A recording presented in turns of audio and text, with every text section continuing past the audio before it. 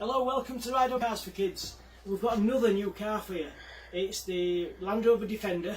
You probably recognise the shape. This comes in the green that you can see now, an orange and white. Yeah. It's 24 volt. I'm going to show you the features of it. If you just come a bit nearer, there's opening doors and the click lock. Yeah, we've got two individual seats. Now these seats, if you take a closer look, are adjustable, so you can start having them that far forward and move them back to this. Yeah, it's got a drop down tailgate, which is two separate buttons there towards you. And that just clicks back up. It's quite deep that as well. Also, if you have a look at the front here, when it opens there, lots of storage.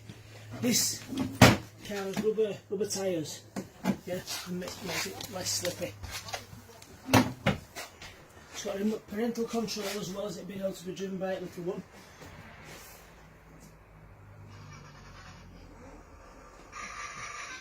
Music.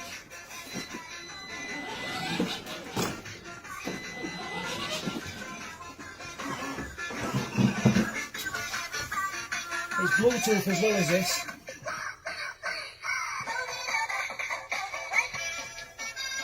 And it's got a horn there. We've got a large selection of other vehicles.